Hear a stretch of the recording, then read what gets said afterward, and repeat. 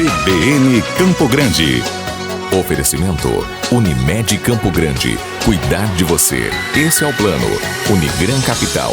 Parceira em todos os momentos. Venha para melhor. Unigran e Saraiva de Resende. Conheça em Campo Grande a construtora acima das expectativas.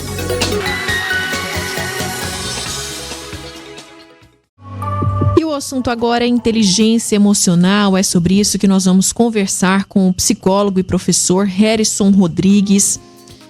Não só durante a pandemia, mas a gente percebe a importância desse tema, tanto para crianças quanto para adultos. É por isso que a gente abriu esse espaço aqui no Jornal CBN Campo Grande para falar sobre o assunto. Bom dia, Herisson.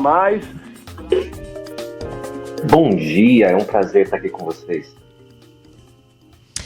Herisson, eu começo te perguntando sobre a importância da inteligência emocional ainda na infância, né? E é aquilo que eu destaquei agora na abertura da sua entrevista, não só em relação ao período de pandemia, que as crianças estão muito dentro de casa, isso pode causar um estresse, mas para a vida, né? Qual é a importância da inteligência emocional e o que os pais podem fazer em relação a isso com as crianças?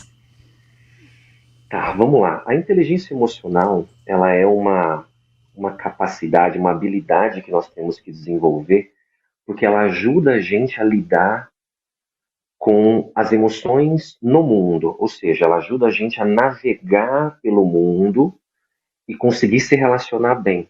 Então, o incentivo dos pais a fazerem as crianças entrarem mais em contato com as próprias emoções, de fazerem as crianças reconhecerem o que estão sentindo, até se na escola, né, pudesse ser curricular a matéria de inteligência emocional ou algo assim, seria muito bom, porque as crianças poderiam amadurecer na ideia de emoções. Se você for parar para pensar, pensa comigo, Dani, o que a gente aprende de emoções na escola? Quase nada, né? A gente aprende, assim, na raça, na vida, né? Você não aprende, você não senta para aprender, para ler sobre emoções, né? Então seria ótimo se tanto os pais voluntariamente fizessem isso, mas também, por exemplo, na escola fosse possível ter matérias, né, disciplinas que tivessem algo a respeito. Foi isso que você quis me perguntar? Com certeza. E existe, assim, uma dúvida, eu que sou mãe, né, já aproveito também para expor aqui as minhas próprias dúvidas como mãe, da gente saber até que ponto a gente pode expor as crianças, né, as próprias frustrações, aos próprios sentimentos. A gente tem essa tendência a querer proteger as crianças de tudo, mas como a gente saber qual é a dose certa de deixar essas crianças mais fortes, né, para que possam enfrentar as frustrações e também, ao mesmo tempo, protegê-las para que isso não vire um trauma? Qual é a dose? Isso. É difícil, né, Herisson? É difícil dosar às vezes, sim, com certeza. Uma dose boa é você criar uma espécie de termômetro, porque normalmente a gente conhece o nosso filho, né? A gente entende mais ou menos a capacidade emocional e mental que ele tem de enfrentar problemas, de buscar soluções para dificuldades que aparecem, obstáculos que surgem, né? O ideal é você fornecer um ambiente em que ele possa se esforçar para conseguir buscar a solução para uma adversidade, um problema qualquer, mas não a ponto de aquilo reforçar nele uma ideia de que ele é incapaz. Então, como você é mãe, você deve ter bem esse feeling, assim, entende? De perceber quando que a criança está estimulada no sentido de buscar uma solução para aquele desafio, para aquele obstáculo, e quando que a criança está começando a desanimar já, porque ela já acredita que não dá mais conta. Aí sim entra nós, enquanto pais, né, para dar aquele apoio, aquele suporte e conseguir fazer a criança ser guiada. Agora, muito importante isso aqui agora, pais, não ajudem demais os seus filhos. Porque quando você ajuda demais os seus filhos, você está tirando dele a oportunidade de conseguir buscar soluções para os próprios problemas dele. Senão aí acaba crescendo, aquela criança ela acaba se tornando um adulto inseguro, porque ele não aprendeu a resolver problemas, entende? Agora, se você tenta deixar um ambiente onde você vai meio que deixando a criança resolver os próprios problemas, ela vai criando nela a independência, a autonomia sobre a vida dela, né? E aí ela acaba se tornando também um adulto mais independente. Então tem que ter um pouquinho desse termômetro. Esse termômetro varia muito de criança para criança, então é o feeling do pai mesmo. Mas seguindo essas orientações, dá bem certo. Que bom. E isso vale para a adolescência também, Harrison? O que fazer, Vale. né? Em relação a isso, deixar esse adolescente mais forte, né? Ter uma inteligência emocional mais amadurecida para as frustrações. Então, a receita pode ser a mesma aí da infância para a adolescência? Pode. Só que na adolescência, como assim, se a criança já teve uma infância com muito reforçamento negativo em relação à autoconfiança, então, por exemplo, se a criança ela já teve muitos obstáculos que ela não conseguiu superar sozinha, e ela já criou nela uma crença de incapacidade, por exemplo, né? Talvez fique um pouco mais difícil na adolescência, então isso tem que ser reconstruído, né? Mas, se ela já teve uma infância razoavelmente desafiadora e já criou nela uma certa capacidade de desenvolver problemas, de resolver problemas, aí talvez na adolescência também dá. Mas, de maneira geral, sim, é basicamente a mesma ideia. É você não facilitar demais a vida do seu filho. É dar uma certa dificultada. A palavra não é bem dificultar, na verdade. A palavra é assim, deixe o seu filho resolver os problemas dele. Então, de maneira prática, tipo assim, para que passar manteiga no pão do seu filho se ele pode fazer isso sozinho, se ele já tem a capacidade de fazer? Entendeu? Para que fazer uma comida que o seu filho quer comer? Todo mundo já jantou e ele chega e fala, mãe, quero jantar. Se ele já tem idade para ir na geladeira, pegar as sobras de comida, colocar no micro-ondas e ele mesmo comer, deixa ele fazer. Porque isso vai gerando, vai construindo crenças de independência, né, no jovem, seja na criança ou no adolescente. Então, é sim mais ou menos a mesma receita.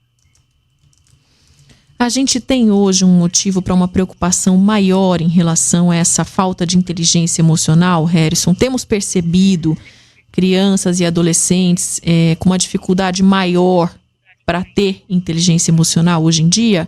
Ou sempre foi assim? Não sempre foi assim. A gente ainda não sabe exatamente o porquê, tá? Mas nós já temos apontamentos científicos, inclusive. Tem um pesquisador francês, eu li o estudo dele, inclusive, há 3 dias atrás, 3 ou 4 dias atrás. Eu preciso reler para me atualizar melhor. Mas, basicamente, o que ele disse no estudo dele agora, um pesquisador francês, é que essa geração, os millennials, né, que nasceram ali por volta de 2000 e hoje já estão com 18, 20 anos, mais ou menos, né? Essa geração que já nasceu dentro da internet, ela aparentemente tem uma inteligência emocional menos desenvolvida, parece. A gente não sabe exatamente o porquê. É difícil é muito fácil a gente chegar e apontar, é por causa de rede social, é por causa de internet. Não sabemos exatamente o porquê. O que a gente sabe hoje é que existe uma correlação, um apontamento, ainda não é um fato, ainda não é uma prova científica, mas um apontamento de que essa geração agora, os millennials, né, essa galera que já está com aí de 15 a 20 anos hoje, eles têm indicativos de QI, que é o coeficiente de inteligência, né, menores do que a geração anterior. Isso nunca aconteceu na história humana. Então isso pode ser preocupante, né? Porque o que isso quer dizer? A gente vai descobrir mais conforme o tempo vai passando. Mas a gente já sabe que existem certos... essa geração parece estar com QI um pouco menor da geração anterior. Isso é curioso, né? Se você for ver. Vermelho aí, né? Uma preocupação ainda maior, com certeza. E o que fazer, Harrison? O que fazer para tentar fortalecer essa geração? E em relação aos adultos também, eu queria te perguntar, né? Quando você chega numa fase adulta e você precisa de mais inteligência emocional, ainda dá tempo de resolver isso? Como? Sempre dá tempo, sempre dá tempo. Porque assim, o nosso cérebro, ele é sempre muito aberto, ele é plástico, ele tá sempre disposto a mudar se a gente quiser mudar. Isso é importante também, né? A gente tem que conscientemente querer melhorar, mudar, evoluir, crescer. A gente precisa estar com a mente um pouco mais aberta para aceitar novas ideias, novas experiências, novos aprendizados, né? Então, sim, é possível. Agora, o que fazer, como você perguntou, né? Então, isso levaria uma palestra de 1 hora para dar. Mas eu vou tentar resumir assim, em poucas palavras. Seria você se dispor a prestar atenção mais no que você está pensando e sentindo antes de agir. Então, se você se dispor a, vamos lá, eu estou num evento qualquer da minha vida, uma situação qualquer da minha vida, não importa qual, tá? Aconteceu um problema, alguém falou um negócio que eu não gosto, meu chefe me falou de um jeito diferente comigo que eu não gostei, alguém me ofendeu, não importa, tá?